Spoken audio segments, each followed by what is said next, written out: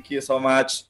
Ya, jadi saya dikasih topik tentang presentasi proyek, ya, tapi saya memang mengambil judulnya presentation hack, gitu kan? Kenapa? Karena ini adalah ya quote unquote saripati ilmu yang saya dapatkan ya selama saya berkarir, ya kan, hingga saat ini, gitu. Jadi harapan saya adalah tips-tips yang saya sharing ini nanti bisa menjadi alat untuk teman-teman memahami cara berpresentasi yang baik, terutama persiapan materi juga.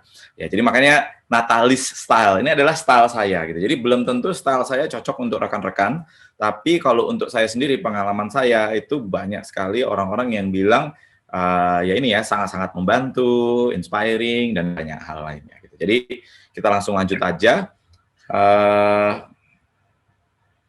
Nih ya, jadi perkenalkan dulu, nama saya Natali, cowok. Karena saya suka kalau di Code for God ini nih ada fotonya, karena kalau enggak itu saya setiap hari itu dipanggilnya Ibu Natali gitu kan. Jadi karena saya pribadi lahir 25 Desember gitu kan. Jadi dikasih nama Natal. Terus ibu saya kurang kreatif, jadi tambahinnya I gitu, Natali. Gitu ya. Jadi kita akan mencoba ya mastering the art of presenting slides ya kan, dan kita bersenang-senang lah kayak gitu. Jadi nanti untuk rekan-rekan ini ya ajukan pertanyaannya di chat box ya, semoga nanti panitia bisa mencatatnya. Jadi nanti semua pertanyaan akan saya jawab setelah sesi gitu. Oke. Nah, jadi ada dua aspek yang mau saya utarakan. Pertama adalah technical sama non technical gitu ya. Nah, kalau di sini nanti lebih banyak sekali itu sebenarnya technical gitu kan. Kenapa? Karena saya notice sebetulnya materi itu adalah yang sebetulnya paling penting ya kan. Sebetulnya kalau kita ngomongnya nggak terlalu bagus tapi materi bagus itu tetap menolong. Gitu. Tapi kalau materinya nggak bagus, terus ngomongnya juga nggak bagus, parah ya. Materi nggak bagus, ngomongnya sebagus apapun, itu juga tidak ada manfaatnya untuk peserta gitu. Jadi saya mengutamakan technical dulu, cara kita menampilkan presentasi kita, menstruktur presentasi kita dan seterusnya. Dan nanti berikutnya adalah non technical ya. Jadi ada beberapa tips yang saya ingin utarakan sehingga rekan-rekan yang hadir di sini ini nanti bisa melakukan killer presentation kalau aku bilang. Ini tadi sebetulnya slide-nya itu saya mau bilangnya itu crazy as awesome presentation gitu kan, tapi wah nanti ada kata-kata yang tidak baik gitu. Nah, jadi pertama kita akan mencoba technical aspeknya dulu gitu. Jadi bagaimana caranya kita mempersiapkan presentasi yang memberi impact yang sangat besar. Karena kadang zaman sekarang juga presentasi itu udah tinggal dikirim aja lewat email, lewat WA ya kan. Terus banyak pengguna yang juga baca dari dari WA, dari laptop gitu ya, dan nggak perlu ada presentasi juga. Nah, jadi makanya materi presentasi yang baik itu tuh sangat-sangat mempengaruhi kualitas kayak gitu. Nah, pertama adalah kemampuan untuk meng-convey your message ya, menyampaikan pesan. Ingat loh ya, komunikasi tujuannya bukan kita menyuarakan, tapi membuat peserta memahami kita gitu. Jadi hati-hati ya, ketika banyak sekali kalau saya notice, terutama ini kalau di Code for God ini kan ini ya orang-orang IT ya, most probably kebanyakan ada hustler, hipster, hacker. Nah, tapi kalau orang-orang IT itu kelemahannya adalah ya karena dia di belakang komputer terus, itu tuh jadinya bahasanya tuh kadang terlalu teknikal dan itu menurut dia biasa, tapi banyak banget orang-orang yang tidak paham gitu ya. Jadi yang paling penting adalah understand the audience first gitu. Jadi kayak saya mengiranya nih isinya akan banyak banget anak-anak muda ya kan. Nah, begitu saya lihat, wah ini kok ada yang senior-senior juga gitu kan ya. Ini style ngomong saya agak sedikit diubah gitu. Jadi terus juga gini, harus memahami ya kan soft spot-nya ya, problem atau permasalahan yang lagi dilalui oleh audiens. Karena kalau kita bisa memahami soft spot-nya ya kan, dan kita spot on gitu ya, mengutarakan hal-hal yang oh iya ya kayak gitu ya. Jadi pesertanya selalu atau kalau nanti di presentasi akhir kan terhadap juri ya atau terhadap investor itu selalu oh iya ya. Nah, kalau kita sampai bisa membuat orang merasa seperti itu ya, itu artinya kita bisa menguasai the whole presentation. Nah, terus berikutnya adalah tell a story. Jadi jangan ketika presentasi itu kayak robot gitu ya, A, B, C gitu. Misalnya gini, permasalahannya banyak orang tidak bisa traveling, maka solusinya ini gitu kan. oh my God, itu boring banget gitu kan. Tapi kalau permasalahan gini, di masa-masa COVID gini kita kan nggak bisa nih pesan maskapai ya ke agen-agen yang favorit kita, gitu kan. Oleh karena itu dengan adanya sistem online travel ya itu sangat-sangat membantu kita untuk menghindari resiko terpapar COVID-nya. Jadi tell a story gitu, karena kalau poin-poin itu bisa kalian buat menjadi story, itu membuat orang tuh jadi berfantasi, ya kan? Jadi berfantasi, jadi punya bayangan, ya kan? And then itu jadi lebih nempel. Karena kalau kalian cuma mengatakannya satu kalimat and then that's it, ya, saya berani taruhan, ya, besoknya juga udah nggak inget lagi kemarin ngomong apa ya, kayak gitu, ya. Jadi make your presentation memorable karena audiens yang kalian hadapi itu bukan robot, ya, adalah manusia yang punya akal dan budi, gitu, ya. And then differentiation, gitu. Jadi kamu ini ya peserta ya harus ketika kita melakukan presentasi itu ya, materinya dan cara kita presentasinya itu harus selalu berbeda, selalu unik, stand out ya kan, terus above the average gitu dan jual habis-habisan gitu. Karena banyak juga anak-anak muda ya yang gini, contoh ini ya, kalau misalnya nanti pitch-nya adalah ya mengenai investment ya kan. Terus about us gitu kan, about the founding team. Terus malu-malu gitu kan, jangan terlalu banyak ini, sombong gitu kan. Salah, kalian harus jual, karena kalau kalian nggak jual, nggak ada yang beli gitu ya kan. Kalau kalian cuma mengutarakan sebuah bayangan, ya mereka cuma bentuknya kayak gitu ya. Jadi bener-bener fell like crazy. Oke, lanjut. Jadi sebetulnya inti dari slide itu adalah isinya. The content is the king. Kalau kita tidak membuat isi yang sangat-sangat compelling ya, sangat-sangat berguna untuk orang, ya bahkan mungkin di slide 1, 2, 3 pertama aja sudah mulai bosen dan ya ini deaf ear aku nyebutnya. Jadi dia kayak dengerin tapi sebetulnya nggak masuk kayak gitu ya kan. Mending kalau masuk kuping kiri keluar kuping kanan, ini mantul gitu ya. Jadi sangat-sangat penting untuk kita membuat konten ya yang bermanfaat gitu untuk orang-orang ya, untuk para pendengar kita. Nah, ini ya. Jadi pertama adalah struktur dulu gitu. Jadi kalau nanti ini terutama untuk yang rekan-rekan menghadapi pitch nanti ya dengan para juri, itu ada beberapa struktur yang kalian harus persiapkan. Pertama adalah nomor 1 harus ada problemnya, gitu. Ya harus ada problemnya. Ya. Nah, trik saya salah satunya juga gini. Ketika saya memulai sebuah problem, itu tuh saya memulainya dengan pertanyaan, gitu kan. Bapak-bapak, Ibu, ya kan pernah nggak merasakan gini, gitu kan. Nah, itu tuh kan rhetoric questions ya. Jadi kita nggak berharap ya terus orang benar kayak gitu ya, enggak, tapi itu membuat mereka jadi internalize ya kan, karena kan diajak berpikir ya. Ingat loh ya, ini harus berinteraktif gitu, karena kalau kitanya kayak penyuluhan gitu ya, satu arah terus ya, orang-orang tuh tidak akan merasa ya kayak dia part of the presentation gitu. Jadi start with the questions walaupun itu retoris ya, dan ketika orang yang mendengarkan itu merasa ya saya juga melalui masalah itu ya, empatinya akan tercipta dan sisanya itu mereka curious, pengen tahu hasilnya seperti apa ya. Nah, berikutnya adalah solution gitu, value proposition. Jadi ini adalah produk kalian ya kan, dan keluarkan benefit-benefitnya ya. Benefit itu diurutkan dari yang terbaik sampai ya mulai ke yang makin lemah ya. Jadi jangan benefit itu tidak ada struktur juga. Jadi benefit itu jangan ya urut abjad A, B, C gitu. Enggak usah ya. Kita mulai dari yang benefit terbesar gitu. Karena kita pengen mencuri perhatian mereka. Karena kalau benefit pertama aja biasa aja, ya kan orang langsung, itu aja keuntungannya. Ya langsung dia udah mulai mundur, sudah mulai tidak terlalu peduli, ya kan. Terus konsentrasinya udah mulai kemana-mana kayak gitu. Jadi ya nomor 1 benefit terbesar, kedua, ketiga kayak gitu. Jadi jelaskan produk kalian dan layout key benefits.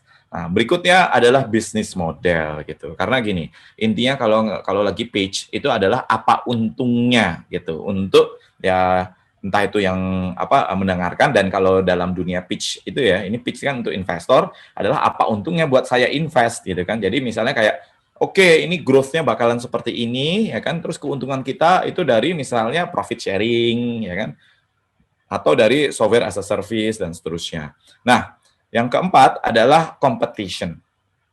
Ya, lay out the competition and then explain why you are different from them. Ya, ingat, jangan pernah bilang kalian nomor satu, kalian yang pertama itu. Itu tuh saya ya, jujur aja saya sendiri adalah investor ya. Saya sudah invest 14 perusahaan. Itu tuh dan presentasi ya, orang yang presentasi di depan saya itu udah ratusan ya. Saya orangnya suka banget riset gitu. Jadi saya suka membuka banyak website, apalagi kalau lagi ada apa founder itu mau presentasi, saya udah riset dulu kompetitor dia siapa aja kayak gitu. Nah, saya pernah itu ketemu founder yang bilang ya, "Kita pertama di Indonesia, Pak." Gitu kan. Aku langsung kesel banget, terus aku bilang, "Coba kamu buka website ini." Ya kan, terus dia buka, "Oh iya Pak, ada. Coba kamu buka ini." Dan saya bisa nunjukin 3 kompetitor dia, ya. Dan konyolnya dia malah nggak tahu, ya. Padahal harusnya yang paling tahu kompetitornya dan kelebihan saya dibandingkan kompetitor adalah founder itu sendiri yang bikin slide itu sendiri, ya teman-teman.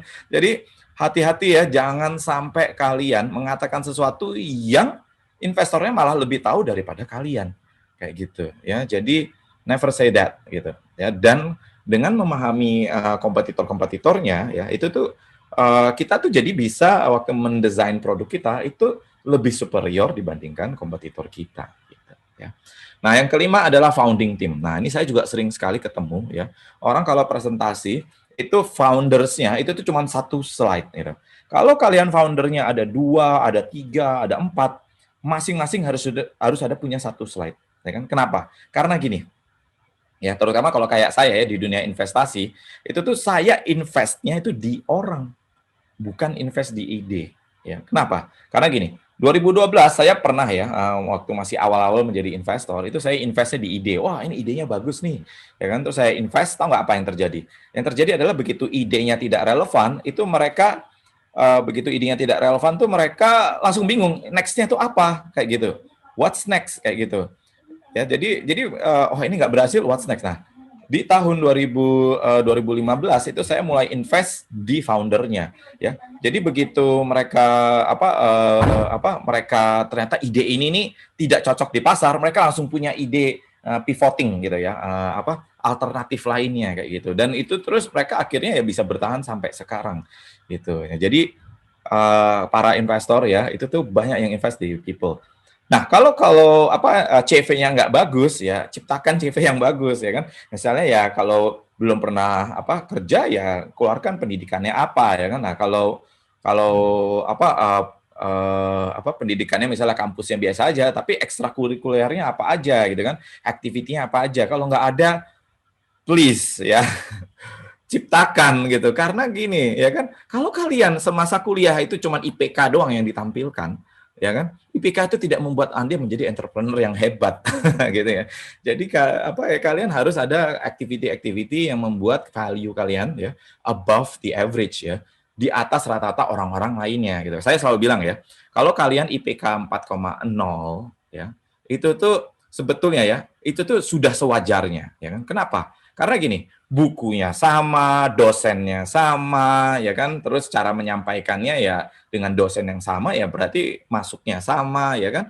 Nah, jadi kalau nilai yang 4,0 itu udah wajar, yang membuat kalian tidak wajar adalah ketika terus kalian punya aktivitas A, aktivitas B, ya kan, and then kalian mencoba menjadi outsourcing, ya kan, karena zaman sekarang itu menjadi outsourcing gampang loh.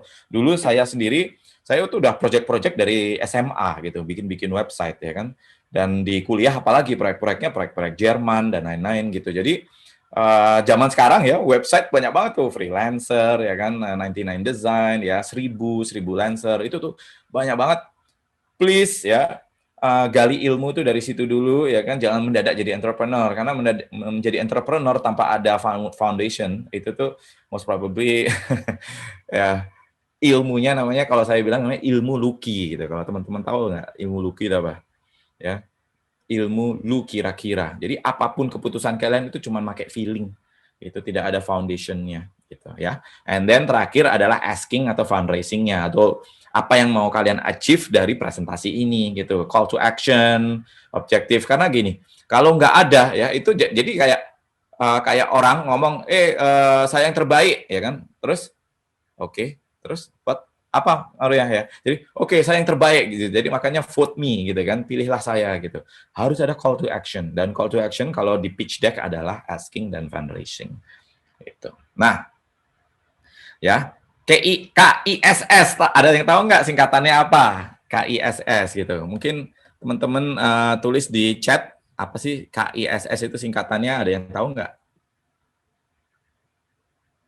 Ada yang tahu nggak?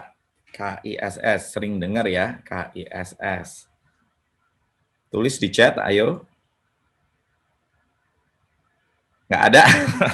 Aduh, ini ya lagi pada sibuk ya. Nah, KISS itu keep it simple slide. Ya, bukan keep it simple stupid gitu ya. Jadi keep it simple slide itu. Jadi bikin slide yang simple. Karena tujuannya Anda presentasi itu bukan si pesertanya nontonin slide, tapi mendengarkan Anda, tapi slide ini mensupport apa yang Anda utarakan. Kayak gitu. Jadi jangan slide-nya itu isinya ya teks semua, silahkan dibaca ya. Ya terus buat apa ada presenter kalau semuanya bisa dibaca kayak gitu, it's useless gitu ya. Jadi isi dari slide itu ya. Nah, ini mungkin aku mau minta tolong siapa ya yang bisa live tadi. Melisa masih ada nggak?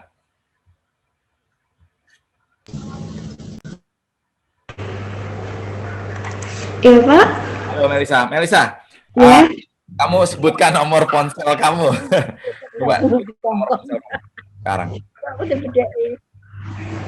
Mohon maaf Pak, bisa diulangin karena ada audio yang masuk selain suara Bapak. Ya, coba sebutkan nomor ponsel kamu. Sebutkan, ya. 085 869 762 sekian sekian sekian. Nah, itu ya. 085 862 bla bla bla bla bla bla. Perhatiin. Tadi Melisa nyebutnya kelipatan apa itu angkanya? Kelipatan 3 ya. Jadi manusia itu tuh ya dalam proses menyimpan informasi itu tuh menyimpannya dalam kelompok.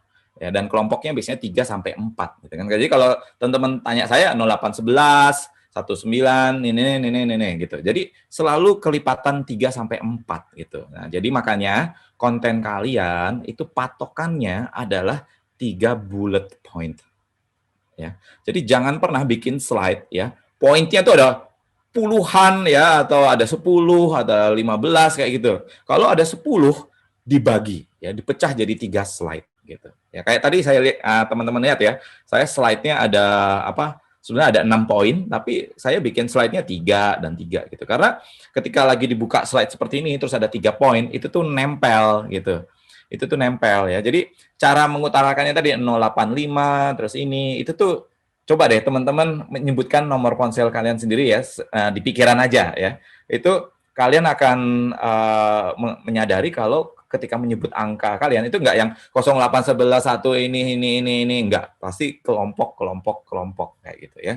Ini 3 bullet point ini itu tuh adalah standar yang dilakukan oleh IBM gitu. Jadi IBM tuh kalau bikin slide pasti perhatiin poinnya ada 3 kayak gitu. Kenapa? Karena itu adalah cara yang paling mudah untuk menempelkan informasinya ke kepala orang ya. Ya, jadi kalau lebih dari 3 bullet point itu mohon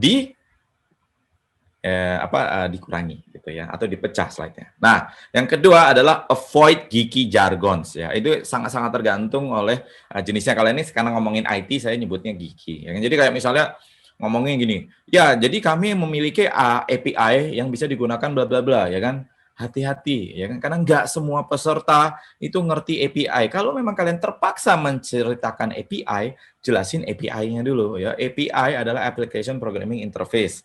Ya, itu seperti bahasa komunikasi antar mesin. Nah, gitu. Itu jelasin ya. Jadi jangan berasumsi peserta kalian ya itu tuh ngerti semua ya. Anggap peserta kalian itu tuh peasant gitu, rakyat jelata kalau saya bilangnya. Ya, jadi orang rakyat jelata kalau dikasih bahasa yang terlalu tinggi nggak ngerti, terus apa yang terjadi? Ya nggak peduli karena ini nggak buat saya nih, saya nggak. Tapi kalau kalian bahkan ngomong jargon-jargon teknis terus tapi dijelaskan, orang merasa oh ini saya dapat ilmu baru nih kayak gitu ya. Jadi bayangin dengan hanya mengubah cara aja ya itu membuat materi yang tadinya membuat orang jadi tidak ngerti malah bermanfaat banget kayak gitu ya. Jadi avoid geeky jargons, ya. And then involve the audience gitu. Jadi ask rhetoric question gitu. Jadi sering kalau saya juga gini ya, kalau di interaktif ini saya juga suka minta ya teman-teman, oke, tulis di chat ya ini gitu. Biasanya interaktif sekali gitu ya. Jadi dan ask rhetoric questions itu ya kayak coba teman-teman bayangkan kalau gini-gini ya, apa yang terjadi ya. Nah, itu rhetoric question. Jadi saya nggak perlu teman-teman jawab ya kan, kalian tapi menginternalize dan menjadi pemikiran gitu ya. Jadi make a small quiz as well gitu. Jadi kayak ayo coba, kalau saya sih suka kayak keluarin ada gambar, menurut kalian mana yang ini ya kan, terus saya keluarin gambar berikutnya ternyata yang sangat berbeda dengan apa yang dipikirkan orang, ya itu tuh membuat orang jadi wow gitu ya, terus oh kepikiran iya benar juga ya kayak gitu ya. Nah, jadi if there is a point that you think is important, use contrast gitu ya. Kontras itu bisa apa aja. Kalau dalam bentuk teks itu ya diwarnain yang berbeda, dibikin lebih bold ya kan. Karena manusia itu tuh uniknya adalah selalu mata ya. Font itu otomatis orang akan membaca font terbesar dulu, terus kedua baru yang paling kecil gitu. Itu matanya otomatis. Jadi slide itu ya, kalau font terbesarnya di kanan bawah, tapi font terkecilnya di kiri atas, tapi mata itu otomatis akan ngeliatnya yang ke kanan bawah dulu, yang font gede dulu, baru ke yang kecil ya. Jadi itu juga kontras namanya. Jadi ukuran besar, kecil itu tuh juga kontras. Pemilihan warna itu juga kontras ya kan, atau bentuk yang berbeda itu juga kontras gitu. Jadi manfaatkan kontras untuk menunjukkan yang penting dari slide ini itu apa kayak gitu ya.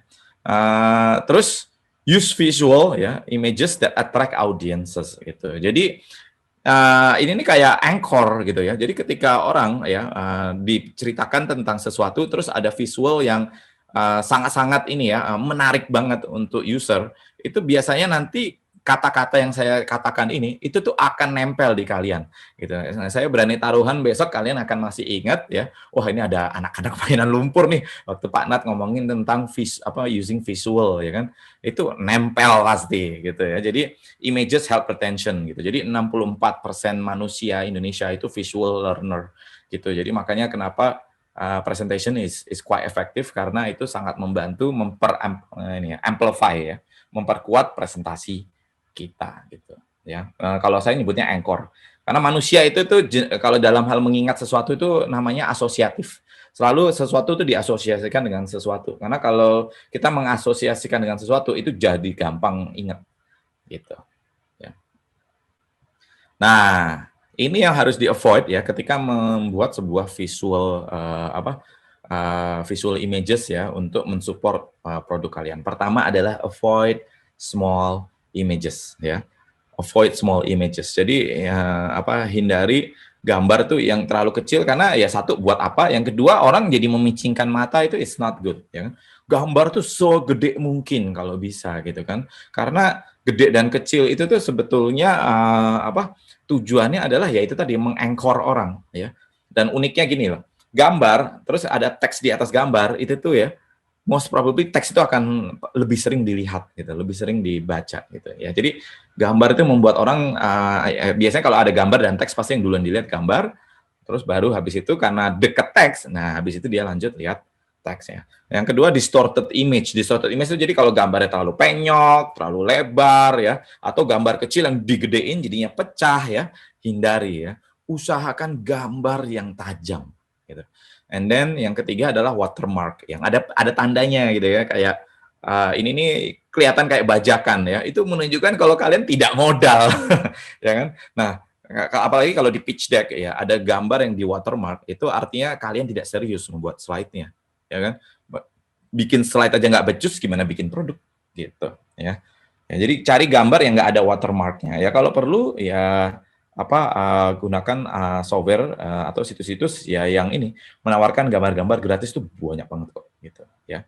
Jadi cari aja royalty free images. Nah, itu banyak situsnya. Terus, nah yang paling penting ya kalau dalam hal gambar adalah high definition images gitu. Jadi gambar yang resolusinya tinggi, karena gambar yang resolusinya tinggi, impactful itu tuh membuat orang menjadi wow kayak gitu ya kan. And then they will remember gitu ya. Dan kalau saya suka juga ini banyak white spaces-nya gitu. Jadi banyak area-area kosong buat apa? Ya buat saya menaruh teks saya gitu ya. Jadi kebetulan template slide yang saya pakai ini kan memang ada gambar di sisi, teksnya di kanan, ya kan. Tapi di slide-slide lain itu kadang saya malah menaruhnya adalah video, ya kan. Dan white spaces-nya itu yang saya taruh teks-teksnya gitu. Ya. Nah, terus bermainlah dengan font ya. Jadi font itu bebas itu, nggak ada peraturan kok, ya kan. Tapi kata kuncinya cuma satu.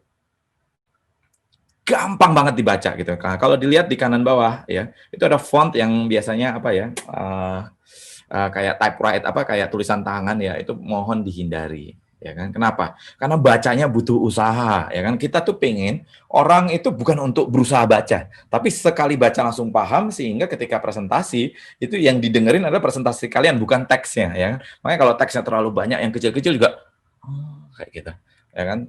Jadi kalau ini contoh-contoh font ini adalah contoh-contoh yang menurut saya ya jarak antar lebarnya cukup besar ya kan untuk masing-masing hurufnya ya kan, and then jaraknya juga cukup bagus, yaitu namanya kerning ya kan, sehingga cepat banget dibacanya gitu, nyaman banget dibacanya ya. Pokoknya kalau untuk teman-teman ya pokoknya keluarin aja semua font, dilihat dari jauh mana yang paling gampang dibaca itu yang digunakan. Contohnya kayak ini ya, Cooper Hewitt itu yang font biasa sama di bold itu totally different ya kan, and then sekarang kalian tahu kalau mau yang judul utama ya yang di bold ya. Terus penjelasannya itu yang nggak di bold itu, yang Cooper Hewitt yang biasa, yang regular gitu ya. Tapi ingat ya maksimum 2 font gitu. Jadi jangan setiap slide berubah-ubah fontnya, itu hindari ya kan. Itu kelihatan kayak slide anak-anak gitu. Ya, jadi font pilih ya setidaknya 2 ya kan, dan itu digunakan konsisten gitu. Mungkin judul font 1 ya kan, terus penjelasannya font kedua kayak gitu ya. Nah, ya. Terus huge letters never hurt ya. Font yang gede-gede itu tuh tidak pernah merugikan ya kan, malah menyenangkan karena orang nggak perlu memicingkan mata untuk membaca tulisannya. Dan tujuannya slide, ingat tadi saya bolak-balik bilang, bukan untuk menjelaskan. Yang menjelaskan tuh kita, presenter ya kan. Slide itu alat yang membantu alat bantu untuk orang bisa memahami poinnya gitu ya. Jadi ketika saya lagi ngomongin ini tentang penggunaan font yang gede ya, poinnya apa sih? Penggunaan huruf yang gede itu tidak merugikan kayak gitu ya. Jadi font segede apapun it's good, makin gede makin bagus gitu ya.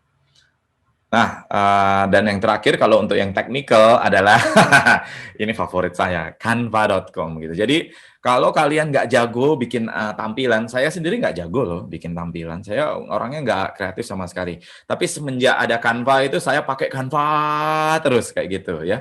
Jadi I love Canva gitu. Dan ini nih sangat-sangat membantu saya membuat presentasi yang berkualitas, yang visualnya menarik, sehingga saya sudah setengah jalan gitu ya. Oke. Ini waktu saya sudah agak lewat, jadi saya agak kencang dikit ya. Nah, sekarang yang non-technical gitu ya. Nah, non-technical apa sih Pak Nat gitu. Jadi gini ceritanya, saya tadi udah di awal-awal sharing ya dengan Bu Yulia.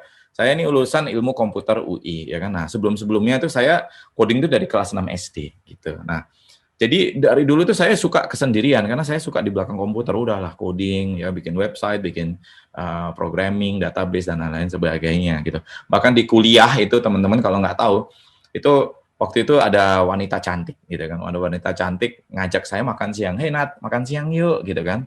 Terus tahu nggak apa yang saya jawab ya kan? Kalau saya selesai makan duluan, gua harus nungguin lo dong, kayak gitu. Jadi saya nggak tahu kalau ngajak makan siang tuh yang ngobrol, berinteraksi, ya kan, berkomunikasi. Saya pikir ngajak makan siang, ya kan. Tapi saya tuh orangnya kalau makan cepet-cepet. Kenapa? Saya tuh pengen balik di komputer lagi. Segitu kronisnya ya. Nah jadi saya hampir nggak punya teman waktu dulu zaman kuliah. Nah begitu saya lulus kuliah itu saya baru menyadari bahwa kalau kalian tidak bisa mengkomunikasikan pemikiran kalian, most probably ya skill-nya sehebat apapun, mentoknya jadi manajer. Gitu. Tapi kalau kalian ingin menjadi leader yang luar biasa, kalian harus bisa mempunyai kemampuan komunikasi yang baik. Oleh karena itu, saya begitu lulus kuliah, instead of masuk ke dunia programming, malah saya ngajar selama 2 tahun. Ya kan? Tujuannya apa? Untuk belajar ngomong ke orang dan dipaksa gitu. Jadi setiap minggu tuh siswanya berbeda-beda. Ada yang tua, muda, dari BUMN, dari pemerintah, dari mahasiswa. Di situ saya terus mengubah-ubah cara gaya presentasi saya sehingga sekarang itu saya bisa bermain dengan cara ngomong, intonasi, kecepatan dan lain-lain berdasarkan peserta ya. Unfortunately kalau di dunia digital ini saya nggak bisa ngelihat mata dan gerakan kalian ya, tapi kalau saya presentasi di physical gitu, saya bisa melihat visual cue. Kayak misalnya kalau ada orang udah mulai ngelihat jam, itu berarti ini saya mungkin agak boring. Ya kan saya coba spice up the presentation a bit kayak gitu-gitu.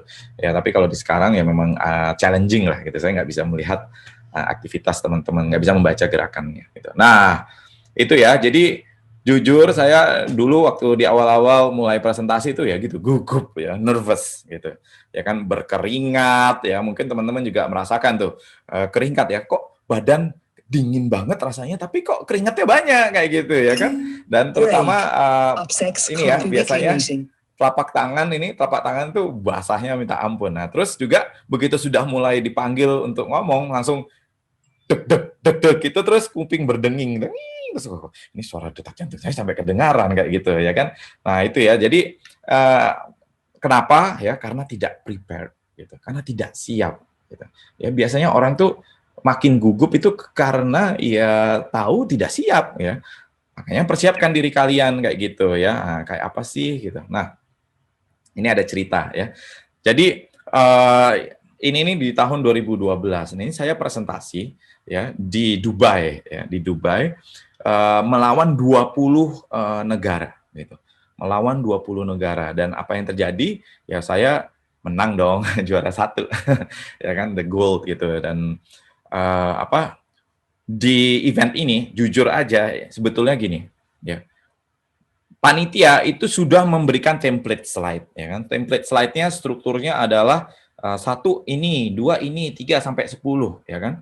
Jadi 10 slide. Nah, tahu nggak apa yang terjadi? Saya nggak dengerin. Saya pakai 30 slide dan tetap memakai slide yang di awal saya bikin.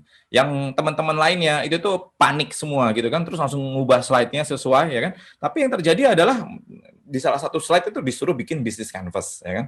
Business canvas itu kan ada kotak-kotak yang banyak banget. Jadi waktu dipresentasikan jadi kecil banget, jadi nggak kebaca gitu. Nah, kalau di saya business canvas itu misalnya ada berapa kotak, ya masing-masing saya bikin 1 slide gitu. Sehingga ketika 1 slide misalnya partnersnya siapa ya kan, bisnis modelnya seperti apa, itu ya di 1 slide ya kan. Orang jadi nyaman membacanya dan apa yang terjadi? Saya menang kayak gitu ya kan. Karena I can tell a story daripada sesuai kebutuhan panitia tapi juga kalian tidak nyaman ya kan dan pesan tidak tersampaikan ke juri karena kan saya yang dengerin nanti jurinya gitu ya. Nah, terus itu ya practice makes perfect gitu, itu sangat penting gitu. Jadi kalian tuh jangan berpikir orang-orang yang presentasi hebat itu tuh hari pertama dia presentasi itu udah luar biasa, enggak. Pasti mereka melalui berkali-kali ya. Saya sendiri itu di awal-awal itu tuh selalu jadi pembicara gratis terus gitu kan. Ya kan, jadi saya ngomong tuh gratis terus gitu. Ya, kenapa? Karena saya pengen melatih kemampuan bicara saya. Dan kalau saya presentasinya jelek ya nggak apa-apa dong. Orang saya nggak dibayar, ya kan?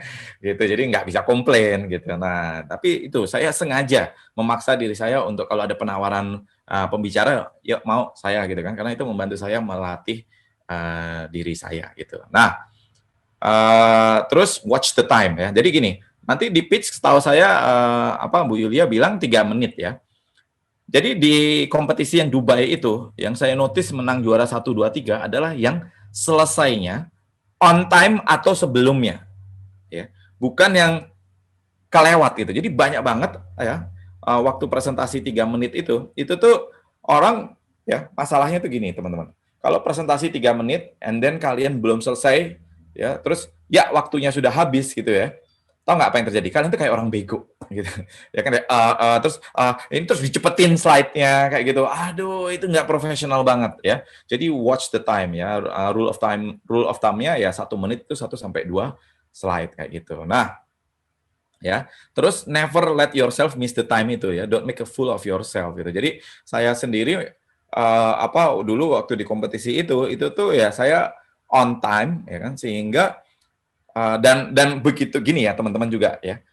Begitu selesai misalnya kan 3 menit, tapi selesai 2,5 menit, terus biasanya nih MC bilang gini, ya masih ada waktu 30 menit, silahkan. Terus ditambah-tambahin, itu makin jelek.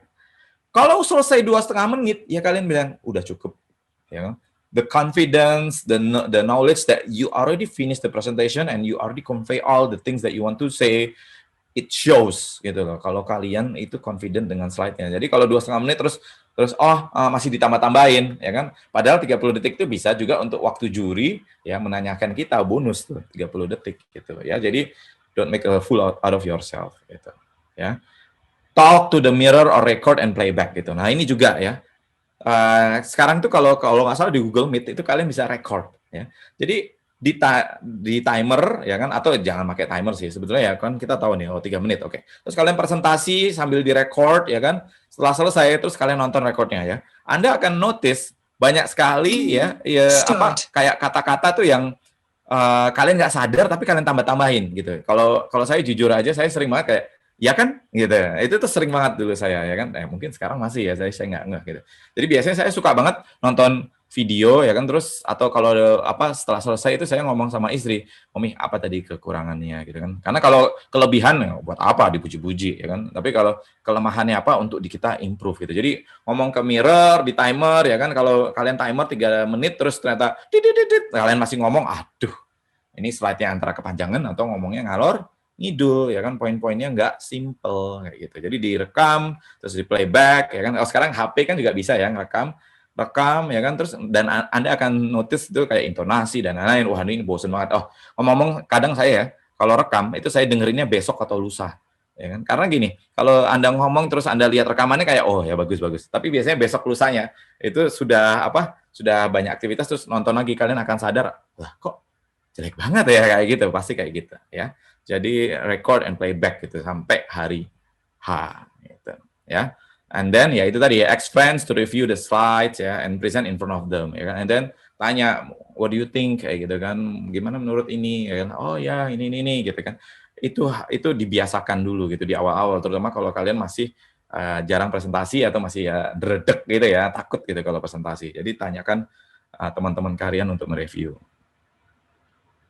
Ya, and then be prepared gitu. Nah, jadi nanti kan akan banyak pertanyaan-pertanyaan ya. Jangan kalian jagonya hanya yang di slide-nya aja, materi slide, begitu ditanya yang berkaitan sama slide ya, tapi nggak ada di materi slide atau kayak gitu, enggak ya. Jadi harus siap ya. Simulasikan berbagai pertanyaan. Nah, salah satu trik yang biasanya saya lakukan adalah di slide itu tuh ada pointer yang saya nggak jelasin detail. Ya kan, dan itu harapan saya adalah menjadi pertanyaannya juri, dan itu sering terjadi gitu. Jadi ketika juri tanya ya kan, aku langsung tahu jawabannya dan jawabannya lancar banget, juri jadi suka kayak gitu. Jadi be prepare ya, kadang pancing-pancing, jadi jangan keluarin semuanya di slide ya. Itu taruh beberapa pointer yang most probably ini akan menjadi pertanyaan kayak gitu. Itu trik saya. Gitu ya. Jadi thank you so much. Mohon maaf kelewat waktunya ya kan, sesuai prediksi. Ya, good luck. Dan untuk inspirasi dan mind setting, saya suka banget posting di Instagram saya @nataliaradianto. Silakan di follow.